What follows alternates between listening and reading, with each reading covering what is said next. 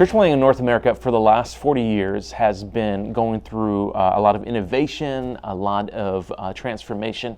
And for the most part, some of the greatest innovation that we've seen in church planting over the last 40 years has come from outside of denominations, through networks. And so if you're not familiar with the church planting network or a network outside of denomination, it's a loose structure of churches that typically partner together for mission. And so think of denominations as an organizational structure to help churches go through ordination, seminaries, they might pool resources, and sometimes they have like a hierarchical structure where they appoint pastors.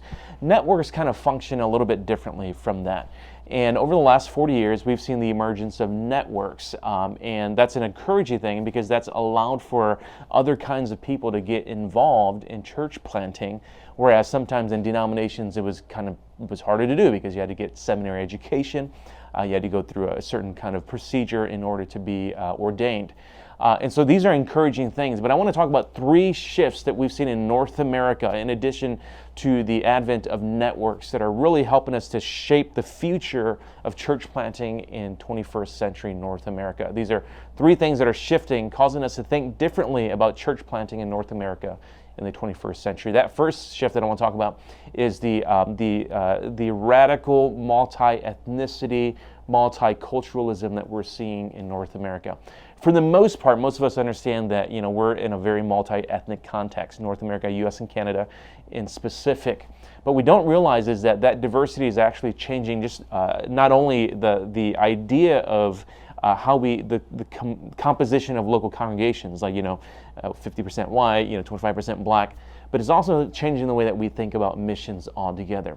When you get people from different kinds of cultures coming together to think about what does it mean to be on mission, that changes the way that you actually approach mission itself. The organizational structures have to change. The way that you think about social economic issues, it has to change. Funding has to change. And so these are really important shifts that are happening today. That I think, as we think about church planting in 21st century North America, we're going to see a huge impact. The second is even the models of planting.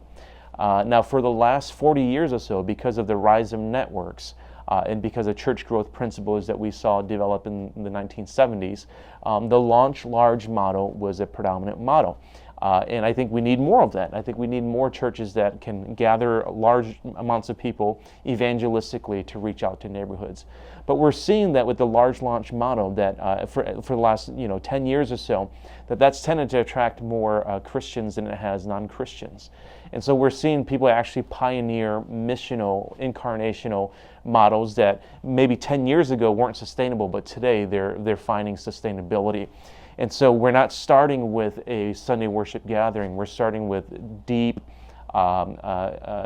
incarnation into communities and seeing new communities of Jesus emerge from that. And I think that we're going to see more of that. And we want to see more of everything, but we're definitely going to see more of that. And the third shift has to do with the rise of Gen Z. We've talked about millennials for a long time. And we need to continue to talk about millennials. But millennials are actually getting into their mid-40s, late 40s now. Gen Z is actually now entering into college. And Gen Z is the largest generational cohort that we've seen in North America. And so we need to begin to shift to think about, how does Gen Z value leadership? How does Gen Z value community? There are some things about Gen Z that marks them. So for instance, they were born and they were raised in the midst of the recession. That changes the idea of how a generation thinks about stability, financial stability in particular. These are also children that have been raised in some of the highest divorce rates that we've seen in North America. That changes the way that they think about family. And so a lot of Gen Z experts actually think that this will probably be a little bit more of a conservative generation that will have values around family, and because of the recession, they actually might be even more entrepreneurial. And so these are things that I think are worth for us to start thinking about today. So if you are interested in mission, or if you're leading a mission organization, if you're not having these conversations already, I think it's really crucial to begin having these conversations. If you're entering into ministry, I think you should start thinking about what kind of ministry does God have for me, where I can begin to look at some of these issues and really make a difference in the church that I serve in, or in the mission organization that I'm a part of, because I really do think these three things, among others, will be some of the leading factors for how we plant more churches in the 21st century.